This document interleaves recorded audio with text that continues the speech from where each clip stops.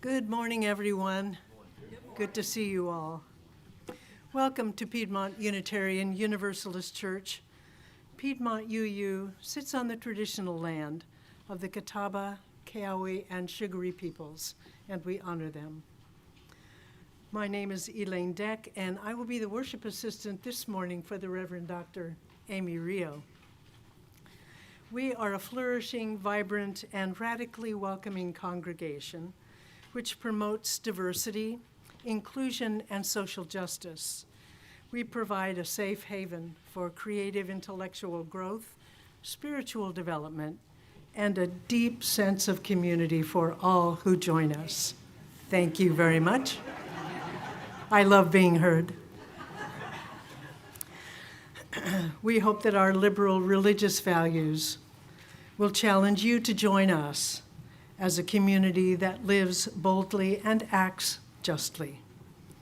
To all of our visitors and our friends and our members, we're very glad that you're here, whether in person or with us online, and we hope to see you again because your presence is a gift to us.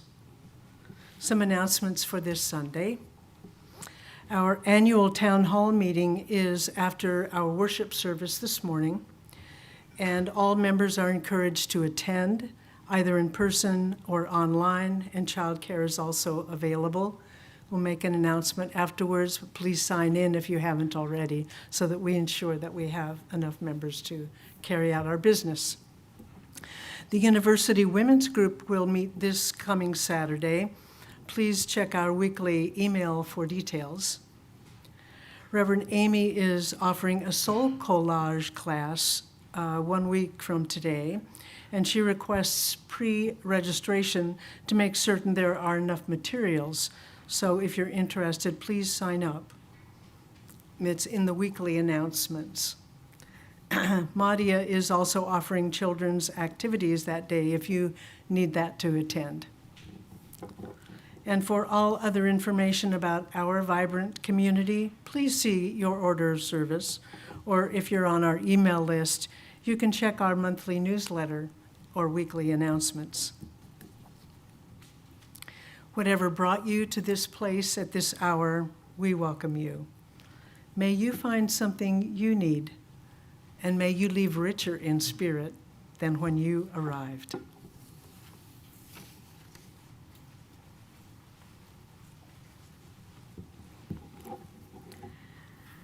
The chalice light reminds us that each of us carries our own inner divine light. It also reminds us that every person here carries that inner divine light. May our chalice remind us today that our inner light seeks out the light of others, and for that we give thanks. I invite you to please join me now in singing the words to lighting our chalice, the symbol of our faith.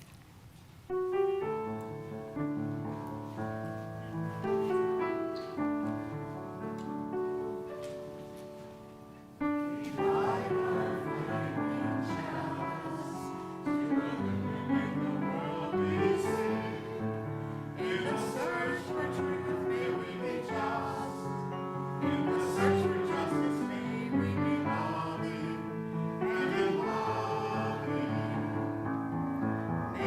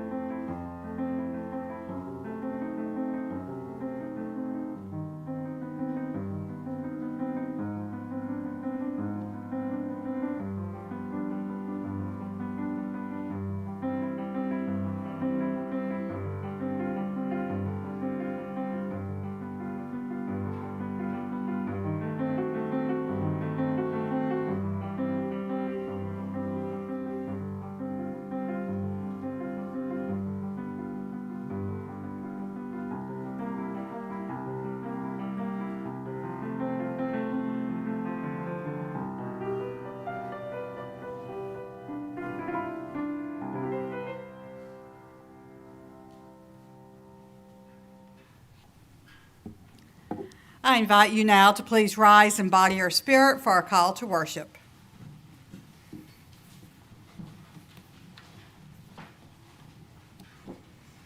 You are beloved and you are welcome here. Whether tears have fallen from your eyes this past week or gleeful laughter has spilled out of your smiling mouth, you are beloved and you are welcome here. Whether you are feeling brave or brokenhearted, defiant or defeated, fearsome or fearful, whether you have untold stories buried deep inside or stories that have been forced beyond the edges of comfort. You are beloved and you are welcome here. Whatever is on your heart, however it is with your soul in this moment. You are beloved and you are welcome here. In this space of welcome and acceptance, commitment and recommitment, of covenant and connection, let us worship together. Our opening hymn is found in our gray hymnal, number 359, When We Are Gathered.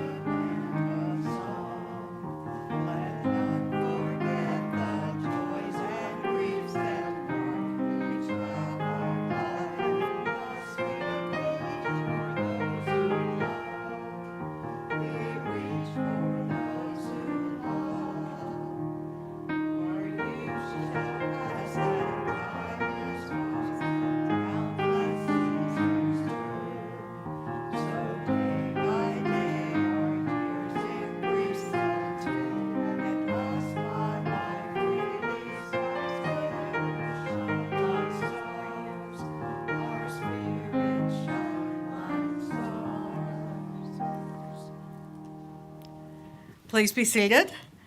I invite any of our young ones to please come forward and join us for the Time for All Ages.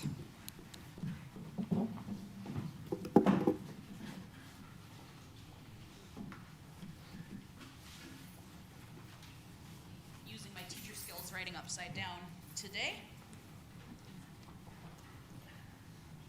Oh, Harley took an alternative route this morning.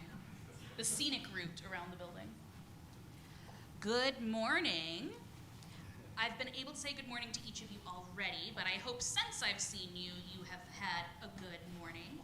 Last week, we talked about looking for the gifts we already have, because this is a crazy time of year, and people are running around and they're shopping, and there's a lot of things telling you like, oh, like what presents am I gonna get, or what do I want to have, or what am I gonna buy for somebody else? And we talked about slowing down and looking at the good things that we already have. And we listed a bunch of different stuff last week. We listed pets and friends and family and good food to eat. And one thing I didn't mention last week was the gift of time, giving your time to somebody. So today I want to talk about all of the different ways that we spend time with the people that we love. So for example, one of the ways I spend time with my mom is every month we have lunch together. And this is a really great thing for me and my mom because we live really far apart. So every month we meet in the middle and we sit down and we have lunch and we catch up and we're able to talk about a whole variety of things, what we're doing, what we want to be doing, what we're looking forward to. And it's a really great time to spend together. My mom is the type of person who doesn't like to get actual gifts. She likes to be gifted experiences. So sometimes we'll go see a show or we'll watch a movie together. What are ways you spend time with the people you love? What about, do you play? Yes. What games do you play? Do you play hide and seek? Yeah. Do you play board games? No? I like playing board games with my family, but not everybody likes board games, and sometimes that's okay. Like, you know, everyone likes different things, so it's okay to not like board games. What about going to the library or reading a book? or having someone read to you. You guys do that? Do you have a favorite book?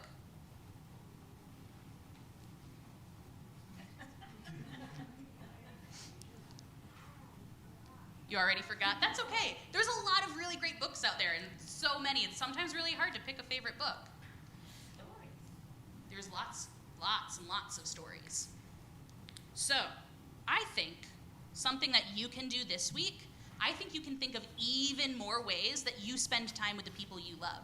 For example, you might help your grandmother cook, or your mom cook, or your older cousin, or you might help out around the house. There's a lot of different ways that we spend time with people, and we let them know that we care about them because we're taking the time out of our day to be with them. Think you can think of some more activities that you do with your loved ones during the week? I'm pretty sure you can. All right, at this time, I have a game that I want to play with you all. We're going to go across the hallway to the RE room, and then when we're done, you can head back to the nursery. Claire, if you would like to stay with your mom, you can, but you're also welcome to join us, okay? Okay. If there's any, I don't think we have any other children here, but if there are, you are welcome to join us for this game. All right. Thank you.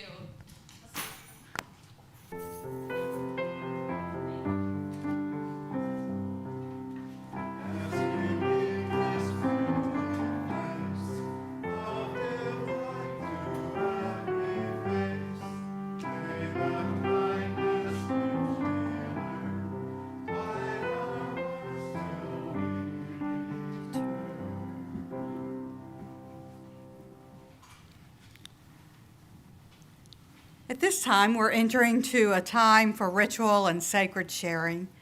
We share joys and sorrows, concerns, and milestones. So this week, we light a candle first for Sue E. I think many of you know that she had foot surgery this past week, and the surgery went well.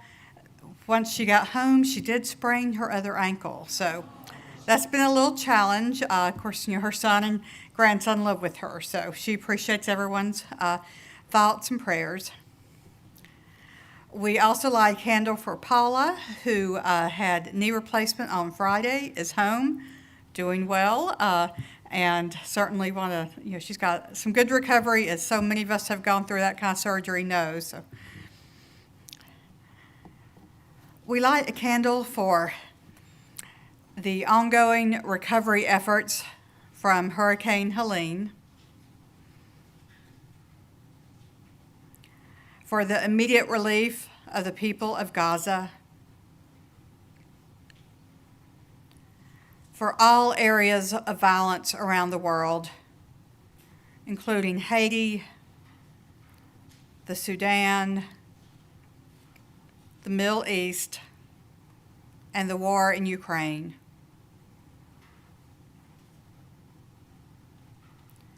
We light a candle for our country, and that we might continue to move forward and to lead with love, so that love and compassion and justice will lead us forward during these days and during these times.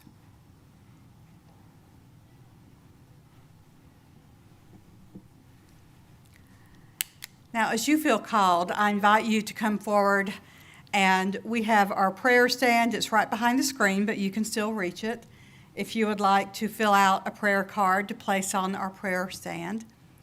You may light your own candle of joy or concern, or you may place a stone in our shared water. I invite you to come forward along the far aisle and return from the front.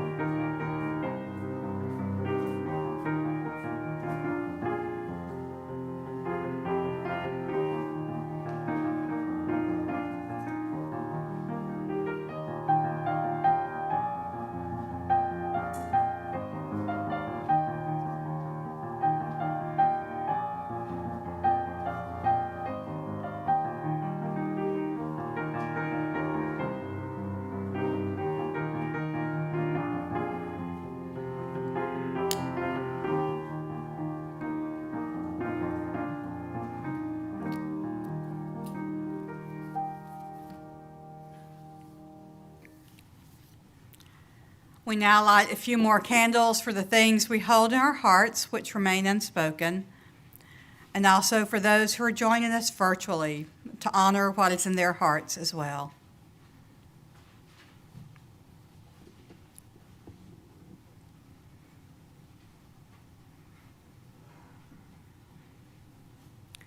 I invite us now to a time of quiet rest, meditation, or prayer. We'll have a period of silence, and during that silence, I invite you to slow your breathing, to settle more fully into your seat, and to imagine that you are hand in hand with others around you. It might be people that you know in real life, or simply people who are with you in spirit this morning. But during this time of silence, simply sit and breathe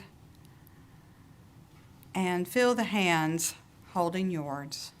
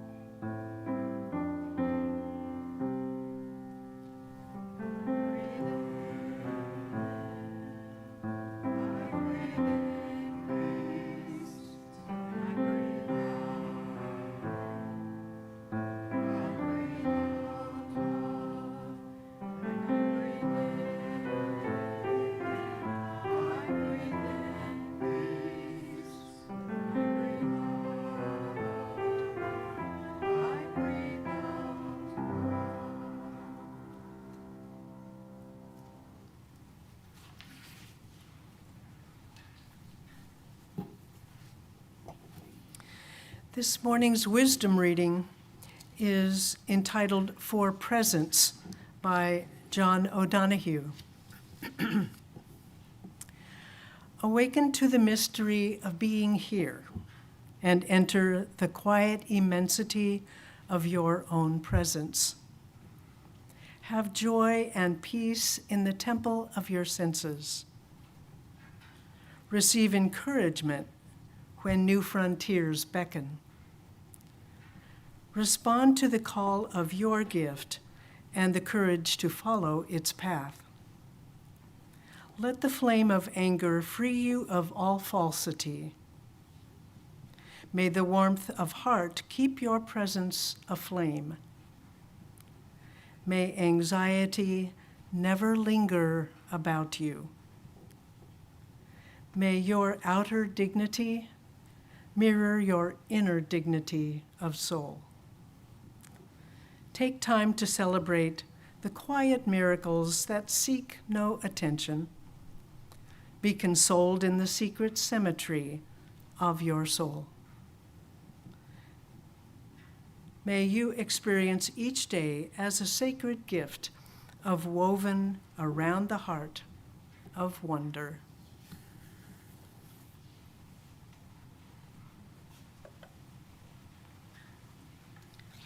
Thank you, Elaine.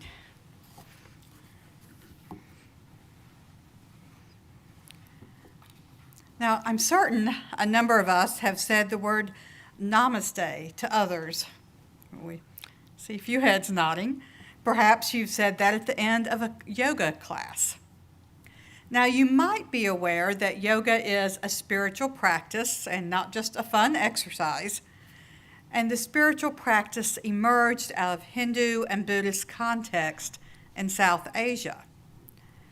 Now, the spiritual practice has deep theological intentions, as evidenced by the traditional ending of this practice being to turn to another person and to hold your hands over your heart center and bow and say Namaste. Namaste literally translates, I bow to you. Now, saying this is actually more than just a respectful greeting or a way of saying goodbye. It means the divine light within our heart center greets the divine light within another's heart center.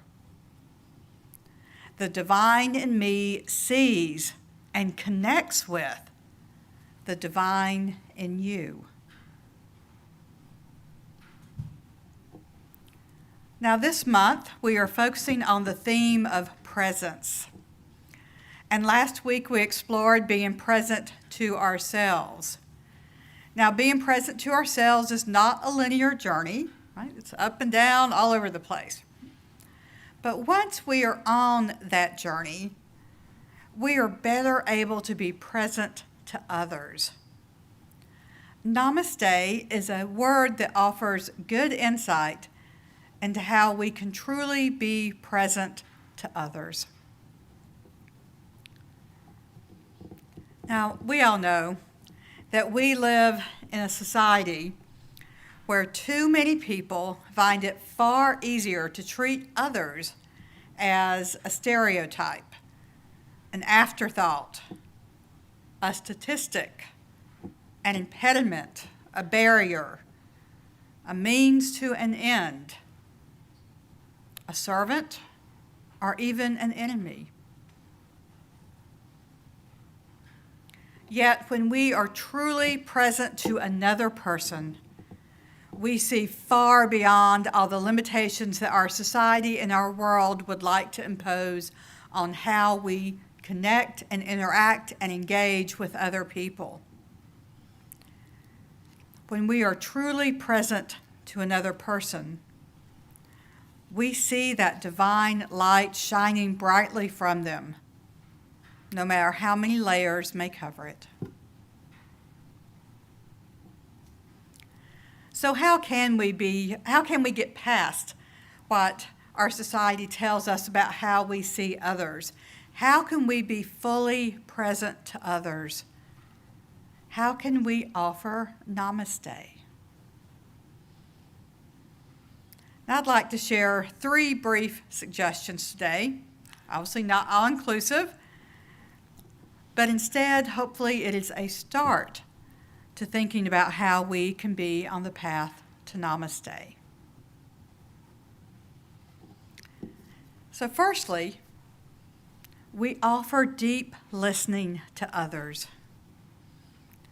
Deep listening means that it is more important to hear someone else than to make our own voices known. It means we listen beyond what we hear just with our ears, but also to what is said, to body language. I mean, how many of us have been around some little ones who are saying, no, I did not do X, like take all the Girl Scout cookies, right? This is a true story, my own family. I did not do it, but I did lots of other things my mom could tell you about. But say, no, I didn't. But standing there, the body language telling me something very different than, no, I didn't go take all those Girl Scout cookies, right? We can hear so much more when we use all of our senses and when we read between the lines of what is said or not said. Now, we live in a society, a world where people are encouraged to give their opinions loudly and often. Right? People are encouraged to give their opinions loudly and often and to state it as a fact, regardless of any kind of rational or empirical support for it. We live in a society where the loudest voices get the most coverage. Being loud and brash gets the most clicks, the best ratings, the most money.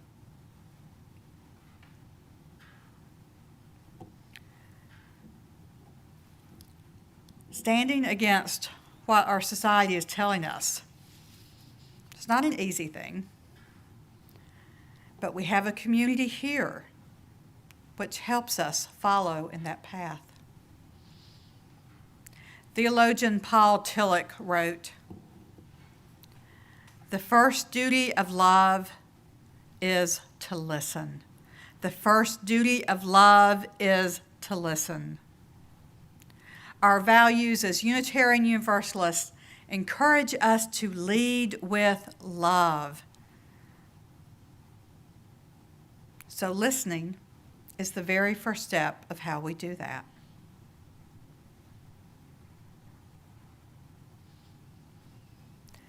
We offer Namaste to others. We are present to the divine light in others when we firstly listen deeply, and secondly, when we honor difference. Now, our UU values recognize that each one of us is unique, and each one of us has our own unique spiritual journey. And that's one of the huge strengths of our community. The uniqueness of each individual and their journey is something to celebrate and to honor. We don't wish to homogenize people. Our diversity is our strength. Now, there's an old example that's often used about pluralism that I've heard for many years. It's talking of America as a great melting pot. Y'all heard that? I think oftentimes. But the thing about a melting pot, it gets melted down to where the unique components cannot be recognized. Now, one of my favorite things to make during this time of year is butternut squash soup. I get a bunch of stock in my big pot. I add in, get it boiling. I add in squash, onions, apple, spices. And once it's all cooked, take my immersion blender, stick it all in there, and it blends together. It's delicious. But I cannot identify any individual components at that point because it's all mushed together. Pluralism, honoring difference, treasuring difference and uniqueness, is more like a salad. Now, we can take our lettuce and cucumbers, carrots, onions, tomatoes, roasted pecans, goat cheese, wherever you might like. Toss it all together with a good dressing. And while we can still identify the individual components, they are now present with each other in an interactive manner. They have become something new, and it brings out notes of those individual parts that we would not notice if they were not there together in that beautifully dressed salad. The presence and connection of these ingredients, while they remain distinct, together it creates something new and wonderful.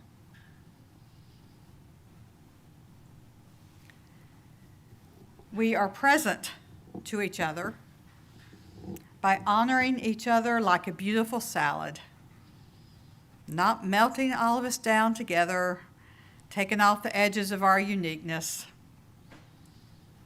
but maintaining and honoring the difference, which makes us a unique, brightly shining light.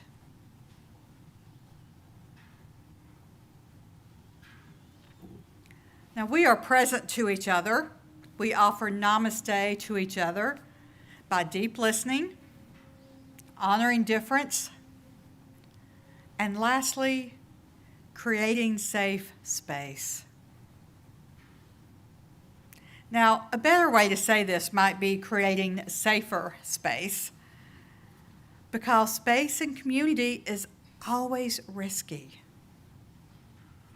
Anytime we gather with others, there's always an element of risk, whatever it may be. You know, if I say X, is that going to offend someone? Is someone going to be, unhappy or standoffish with me in a different situation? There's always an element of risk to be in community. Yet when we recognize the divine light in each other, we naturally create a safer space than we would without that recognition. Parker Palmer wrote, "The human soul doesn't want to be advised or fixed or saved. The human soul does not want to be advised, fixed, or saved. It simply wants to be witnessed, to be seen, heard, and companioned exactly as it is."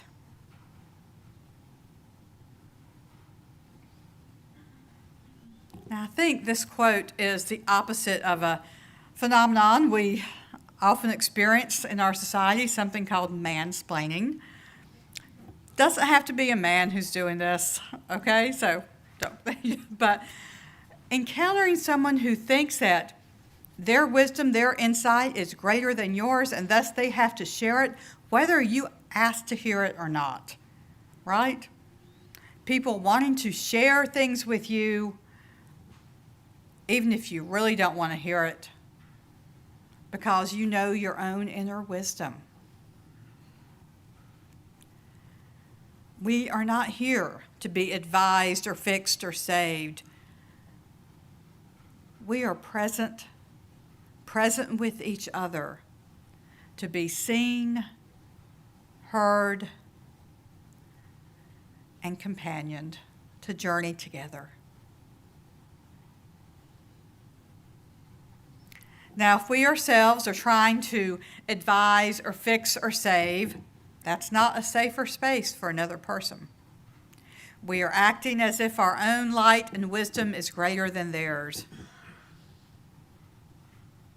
As we are present with others, we are called to be present simply as a witness to their divine light. We are called truly to see the other person, to hear them, and everything they say, especially without words,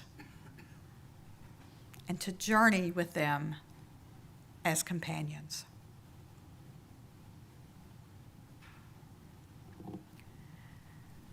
We offer Namaste. We are present to others when we listen deeply, honor difference, and create safer space. So today I offer this word for all of you. Namaste.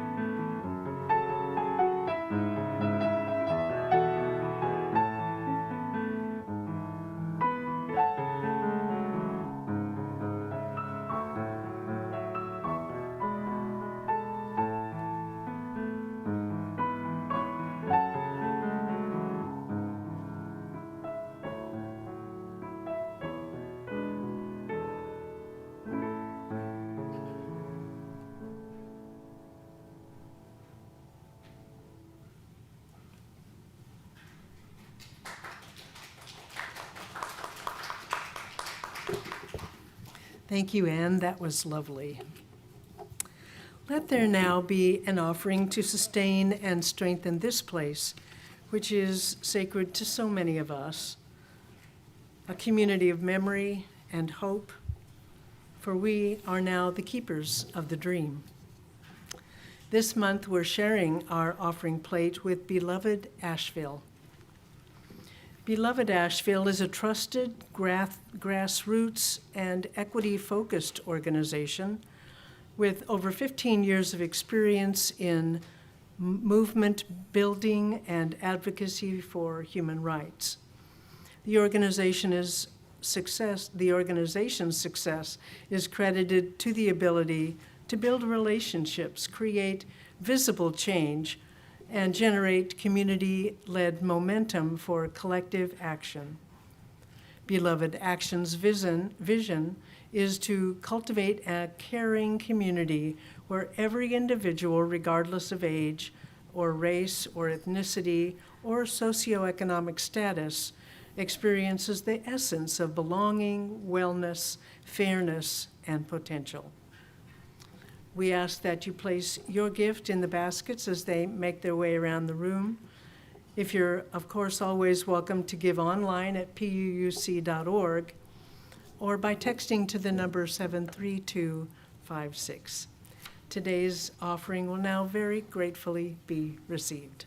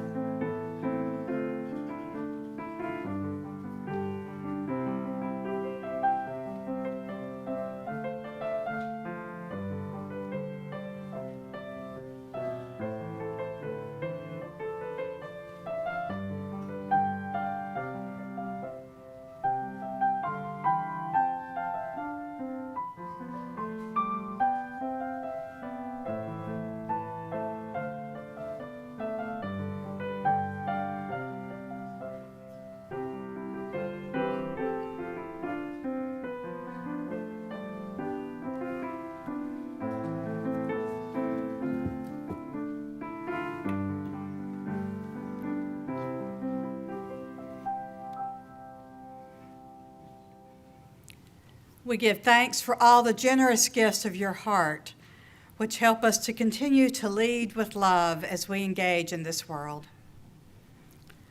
I invite you now to please rise in body or spirit for our closing hymn found in your gray hymnal, number 354, We Laugh, We Cry.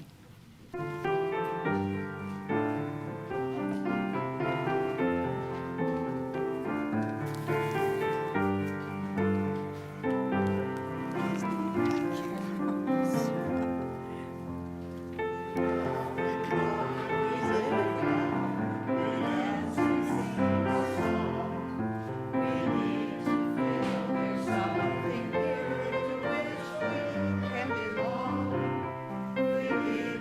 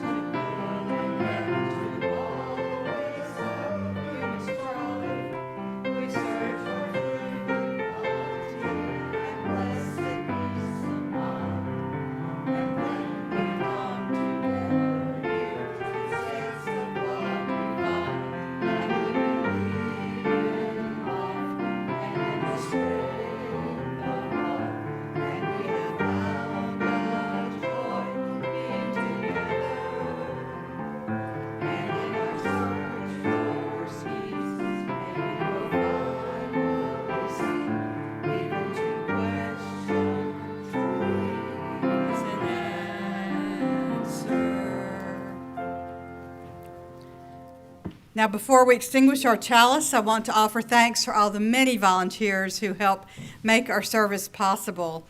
We also ask that before you leave today, if you can place your hymnals on the cart near the piano, that's always a big help. Now, let's do what we do each Sunday and offer thanks, either verbally or in our hearts, for the things for which we are grateful today. I'm grateful that the university has finally decided to let me have my show. The university's decided to let you have your show, Gail. Okay, thank you. We're grateful. I'm thankful for your service today because I find I'm a mansplainer. Okay, for those of you virtually, Carl says he's thankful for the service because he believes he might be a mansplainer. So, I believe that's Carl. We're thankful for each other. Thank you to everyone who sponsored a child on the Giving Tree. Yes, so thank you for everyone sponsored a child on the Giving Tree, and all of them were taken. And I came by myself to make certain, and they were all gone last week. I thought, all right, it's wonderful. I'm thankful for the life of Martha Tiller, who went to her memorial service yesterday. She was part of our ethical explorations group, and incredible woman. Yeah. Became a Unitarian Universalist towards the end of her life. Yes. Thankful for the life of Martha Tiller, who service was yesterday. She's had participated in our ethical explorations group, which meets Monday nights or Sunday mornings, depending on the day, and a lot of friends here in our congregation.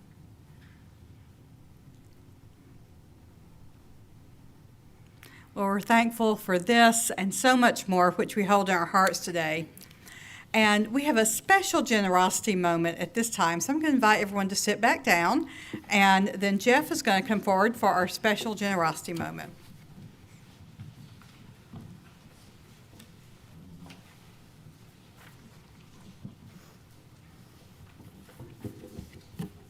Let's see, come on up.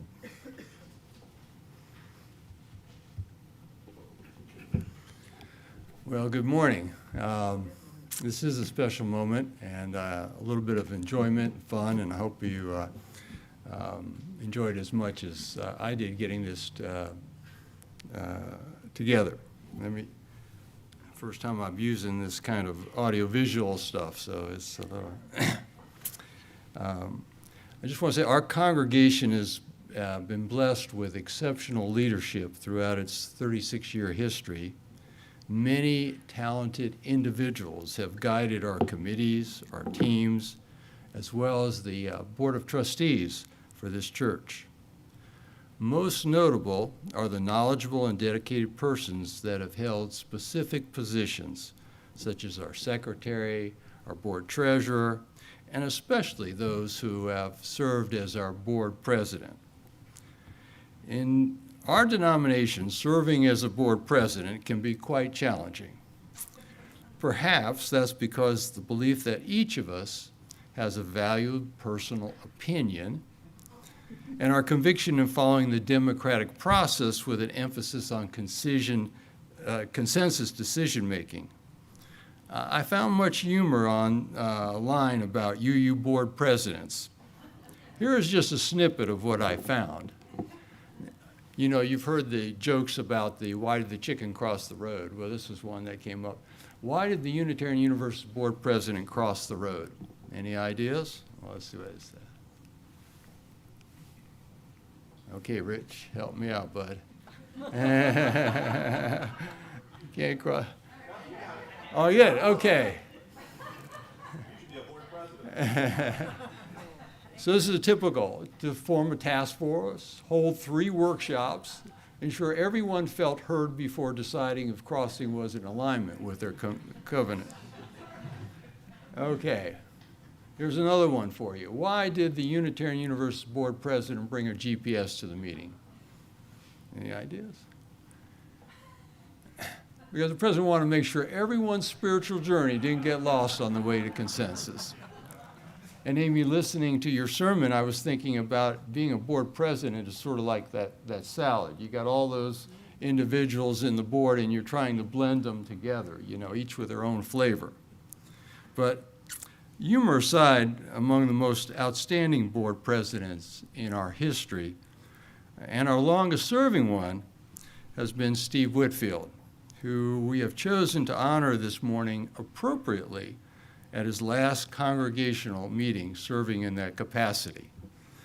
I'm sure he's excited about that, too. We owe Steve a tremendous gratitude for his remarkable leadership over the past 4 years on the board, and he served 3.5 of those as our president. As I and others who have served successfully in this capacity can attest, it requires a full-time commitment, a remarkable skill set, a healthy dose of resiliency, and usually a very understanding spouse or significant other. Val, I am certain, can verify that. My mentor, Dr. George Rosser, was fond of saying that the success of any organization, business, or group with a common purpose starts with the individual at the top. Steve certainly exemplifies my mentor's wisdom. Outstanding leadership qualities of UU Board President are essential for fostering effective governance, promoting collaboration, and ensuring the mission and values of the congregation are upheld. Now, much has been written about the qualities of successful leadership. And I've always wondered if individuals like Steve were born with those qualities, or they gained them through life experiences, or they simply learn from books and courses. So out of curiosity, I decided to experiment with ChatGPT, artificial intelligence. I was wondering if it could lend its wisdom as to the attributes of a successful UU board president. And remarkably, it provided 8 very specific qualities.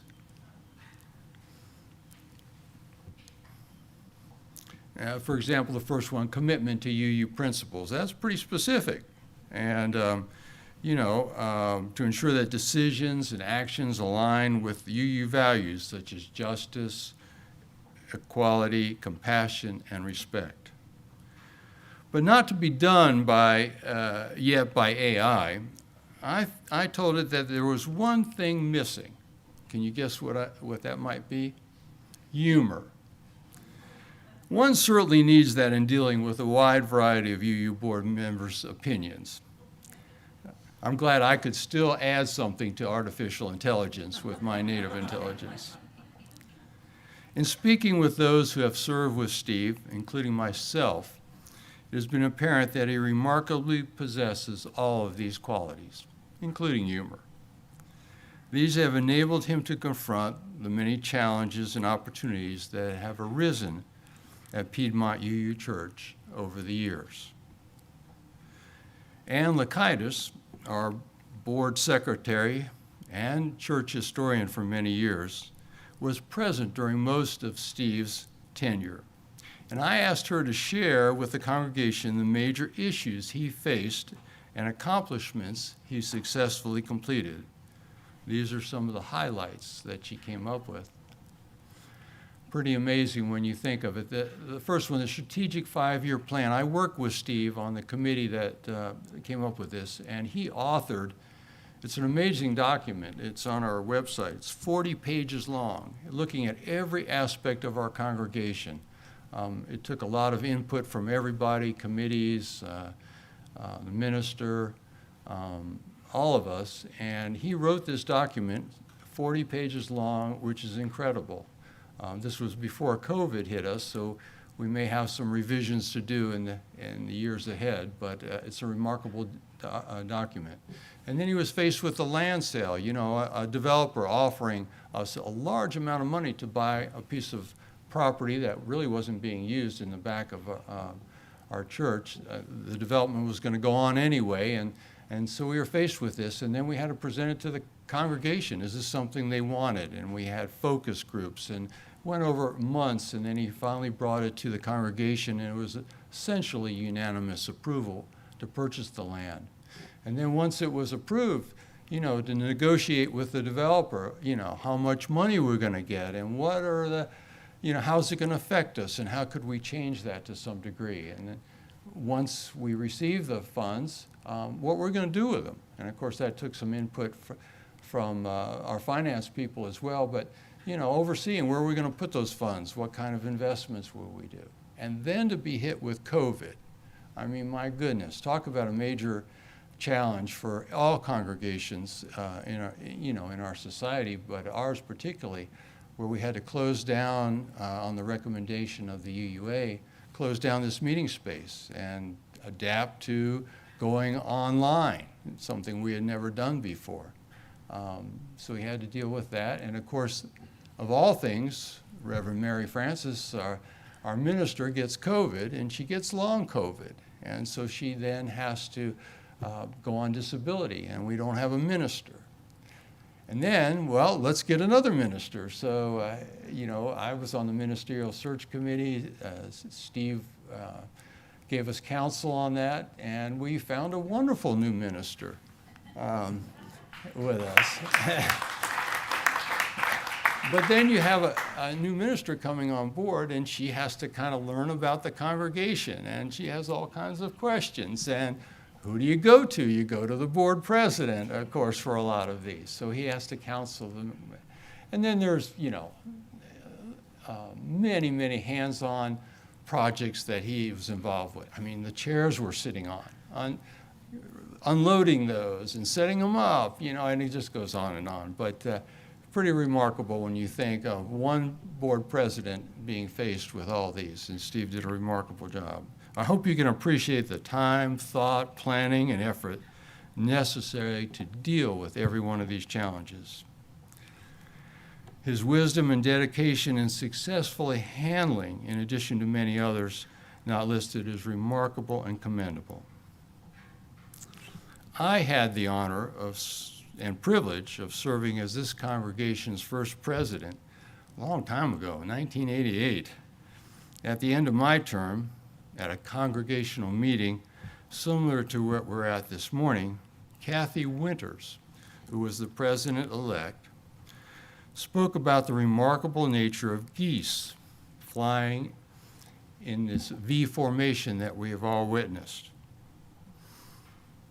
And it has become a superb example of leadership. You see, the individual survival of each of those geese depends on the geese in the front. They create a downdraft that helps uplift the geese behind it. And they've learned through evolution, this is the best way to survive. And the leader, the very leader, is chosen because of superb GPS ability, knowing where they are, where they're going, and how they're going to get there. And the journey is often hundreds, if not thousands of miles. Another remarkable attribute is that the leader is encouraged to return to the flock to be assisted by the others, enabling it to rest when needed or the journey is complete. Steve has been our lead goose, so to speak, for 3.5 years.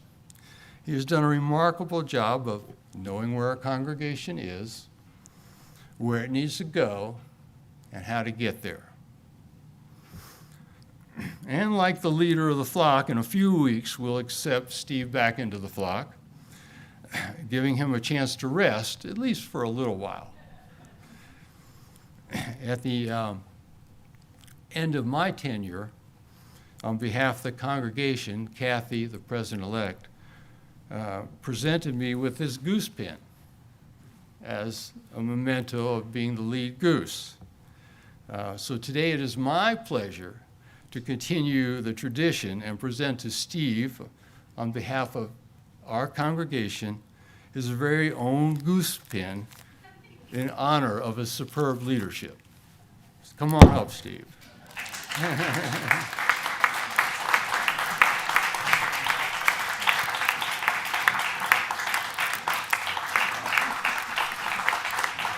Thought of myself as a goose.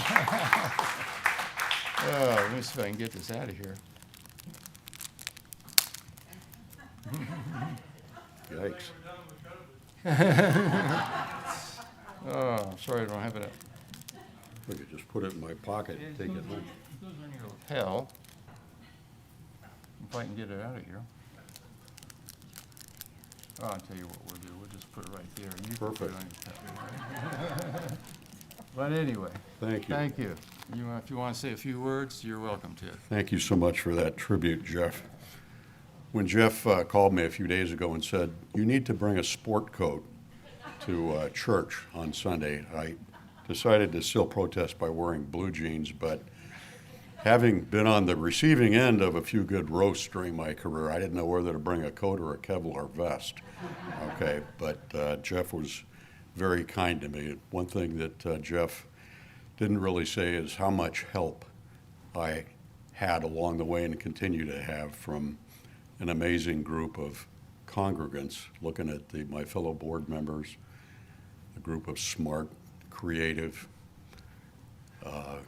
collaborative, I could go on, but and a lot of other people in the congregation.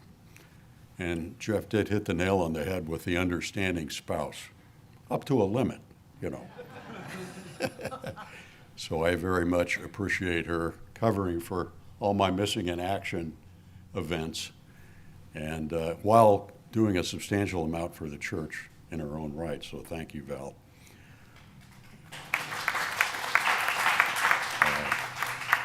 I guess I would just say, in addition, that we're not at the end of any particular journey.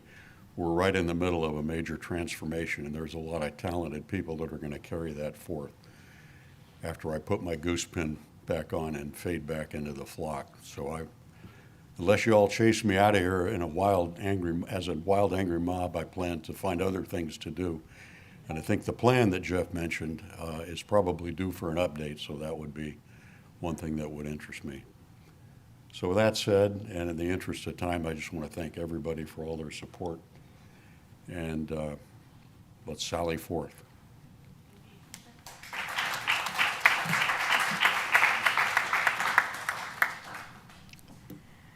Let's please stand for our closing blessing. And as a reminder, of course, members, please stay for our annual meeting. We'll have a few minutes for some coffee fellowship, and then encourage you to please stay for that. So let us go forth looking for the divine light in each other and giving thanks for that connection. We now extinguish our chalice, but we carry its light, its warmth, and its meaning with us until we meet again. May we go in peace, believe in peace, create peace wherever we may wander. May it be so. Now for our closing song, we form a circle, and you may hold hands if you would like, or you may simply place your hands on your heart.